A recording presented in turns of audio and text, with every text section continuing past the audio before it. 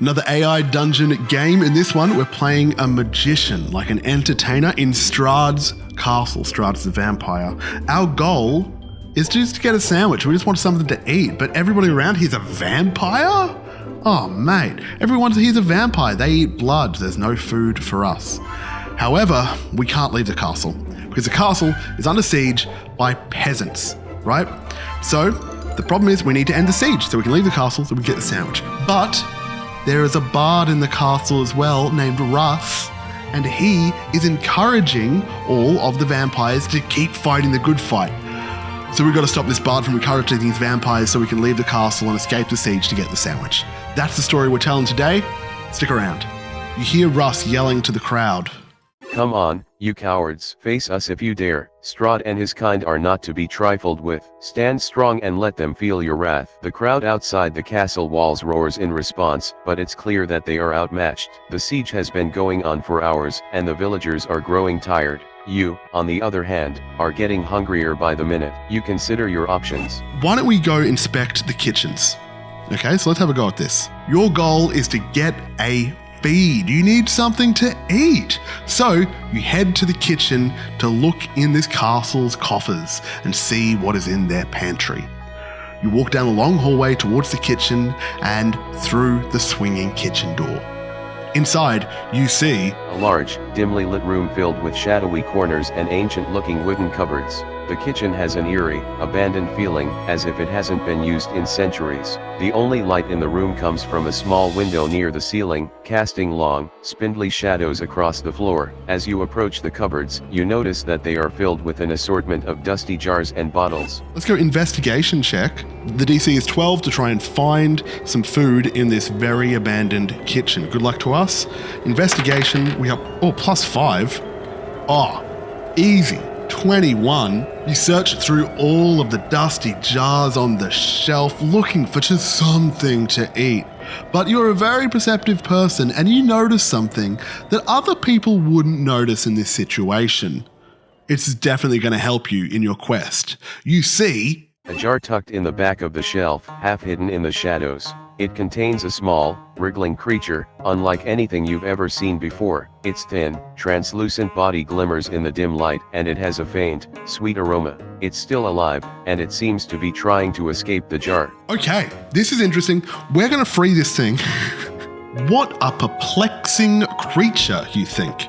You open the jar and tip it onto the table so that the creature tumbles out.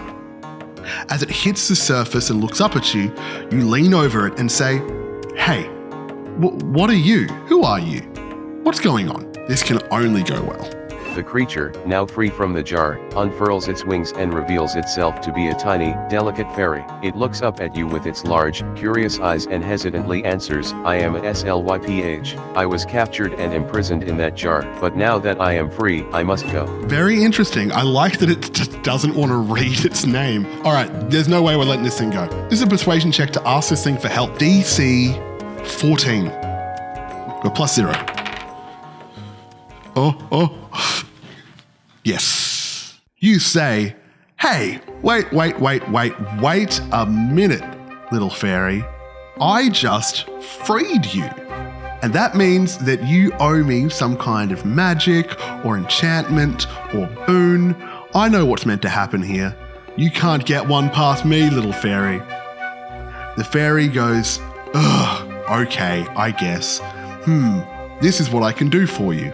The SLYPH considers your request for a moment, its delicate wings fluttering lightly as it thinks. "I can grant you the ability to sense the emotions of those around you," Ooh. It finally says. "This will allow you to better navigate social situations and maybe even find a way to get what you need."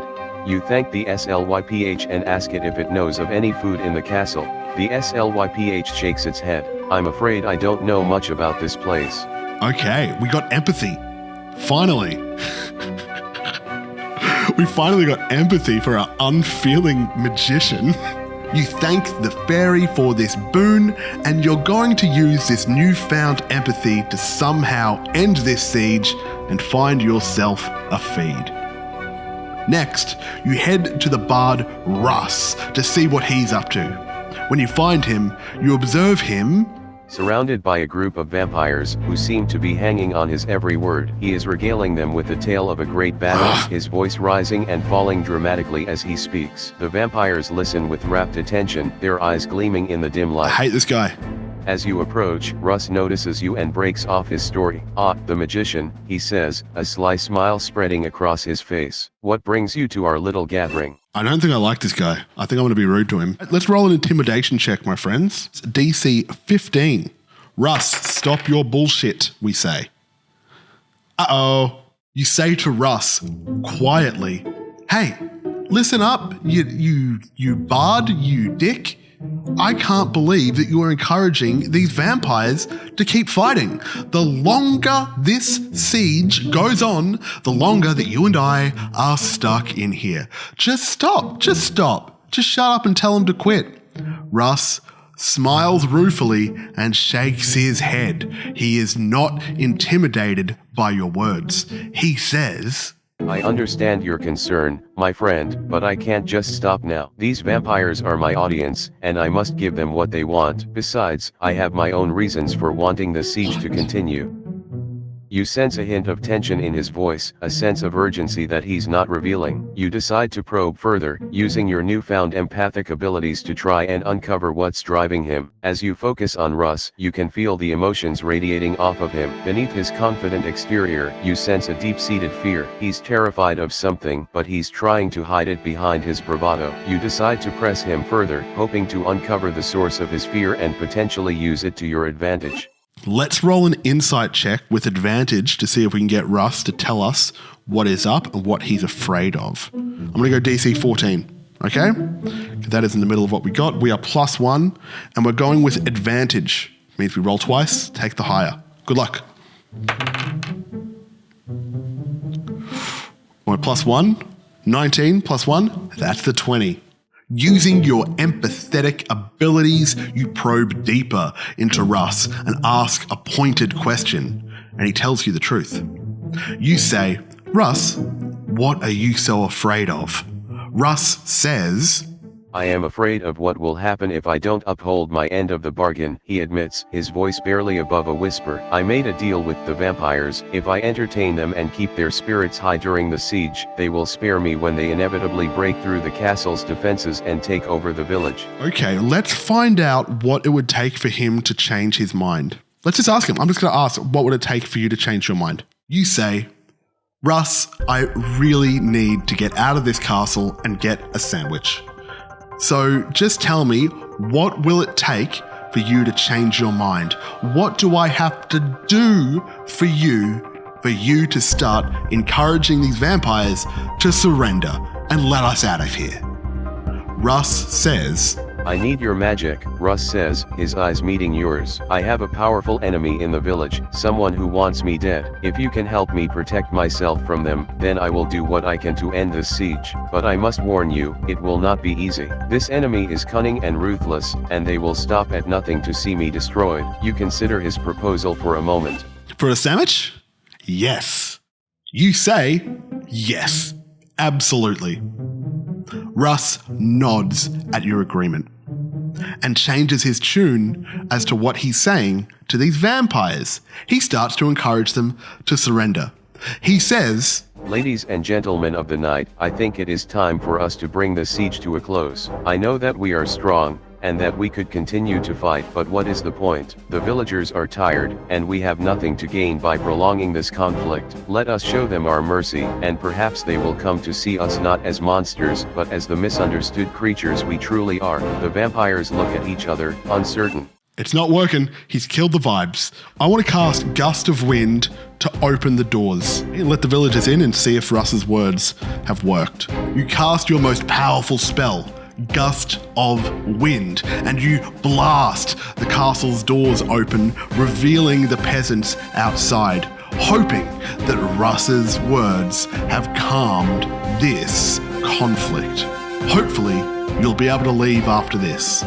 The vampire's reaction is... are taken aback by the gust of wind, and they stare in amazement as the castle's doors are blown open with a loud crash. The sound of commotion from outside filters in, and the vampires turn to look at the entrance, their eyes widening as they see the villagers standing just beyond the threshold. Russ steps forward, his hands raised in a gesture of peace. "See," he says, his voice calm and soothing, "they are no threat to us." Let's make a persuasion check using our persuasion score. Okay?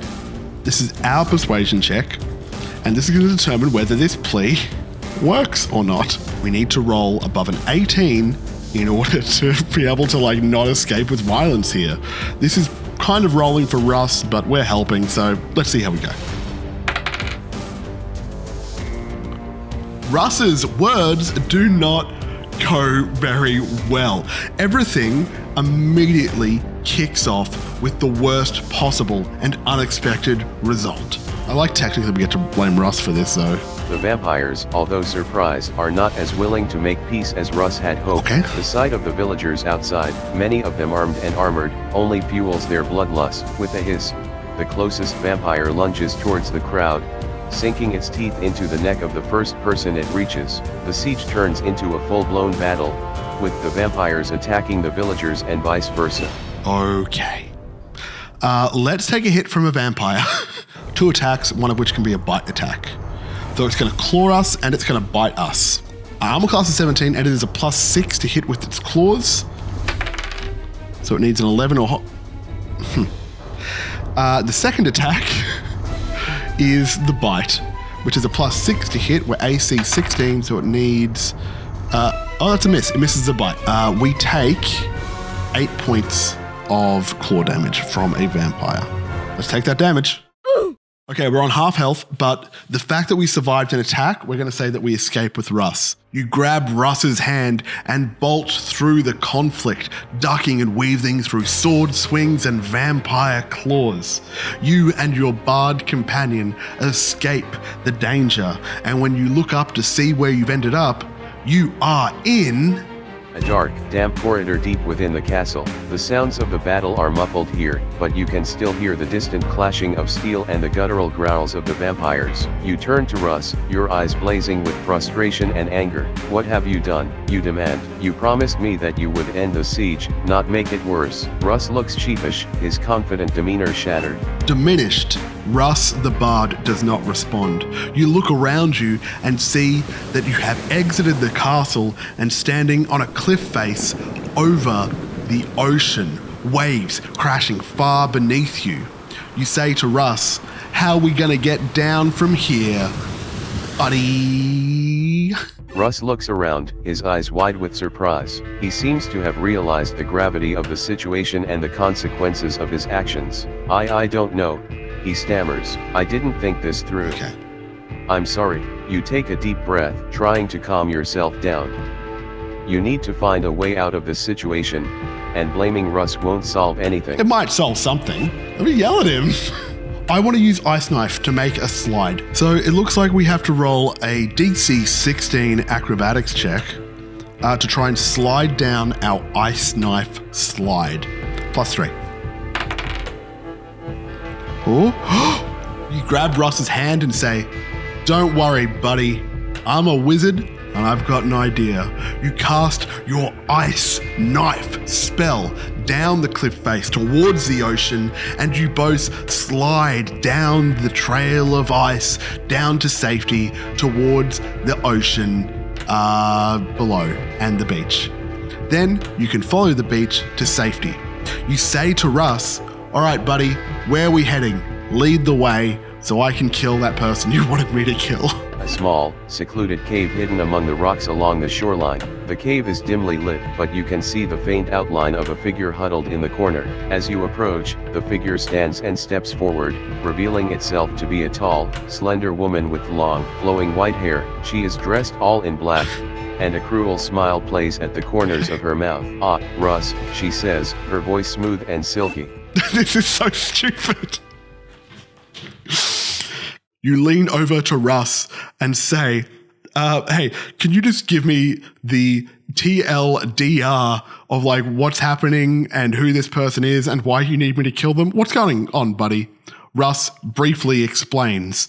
This is Lady Violante, the one who wants me dead, Russ says, his voice barely above a whisper. She's a powerful sorceress, and she blames me for the death of her husband. She's been hunting me for months, and she won't stop until she's seen me dead. You say, hey, I just realized I don't care, Russ. So you step forward and you put Russ behind you and you say to the lady, look, I'm here to kill you. Challenge you to some kind of wizard duel, if you would. And when I do that, when I succeed, I'm going to go get a sandwich. So prepare to die. I challenge thee. The sorceress, Lady Violante, laughs softly, her eyes gleaming with amusement. Very well, magician, she says, her voice dripping with sarcasm. I accept your challenge. Let us see if you are truly as powerful as you claim to be. Very good. She raises her hands, and a bright, pulsing energy begins to build between her fingers. Okay, she's casting Bright Pulsey spell. We can counter that. Call that a DC 12 Arcana check to win this wizard duel. We're +5, so that means that we're going to need, what, like a 7 or more? Good luck to us. Ooh. The sorceress casts her spell at you, but you deflect it handily with a counter spell. Eventually, with the spell slinging back and forth, exploding against the wall, sending rubble flying, you emerge victorious, the better sorcerer, the better magician. With the lady defeated, you turn to Russ and say, now, it's time I got what I have coming to me. What do you say, Russ? Russ looks at you gratefully, a sense of relief washing over him. Thank you, he says. I am in your debt. I will do whatever it takes to help you get what you need. You turn and start making your way back to the castle, keeping a sharp eye out for any remaining vampires or other dangers. When you reach the castle, you notice that the battle has finally come to an end, with the villagers emerging victorious. I want to do a time skip. 10 years later. You, Starfist, have become a legend in the land of Barovia. People tell tales of the magician who helped the villagers defeat the vampire lord, Strahd, and brought peace to the land. You and Russ, the bard, have become close friends and partners in adventure. You have built a comfortable life for yourself, living in a cozy cottage on the outskirts of the village. You sit in your study, taking notes, writing your memoirs of your various heroic deeds, when your friend and apparent life partner, Russ, brings you a plate with something on it, especially for you. You look down and you see a beautifully prepared sandwich made with fresh bread, juicy slices of meat, crisp lettuce, and ripe tomatoes. The smell is intoxicating, and your mouth waters in anticipation. Russ grins at you, clearly proud of himself for finally providing you with the meal you've been craving for so long. You thank Russ and take a bite of the sandwich, savoring the flavors and textures as they dance on your tongue. KD in LA says it's poison. Let's roll for betrayal. This is just a flat roll, +0 charisma to see whether Russ has poisoned us. +0. We've got to beat like an 18, I think. You say, yum. I'm a wizard, baby. Me and my bard boyfriend are going down a slippery slope to bloody ocean town. Sliding. That's what we're doing, baby.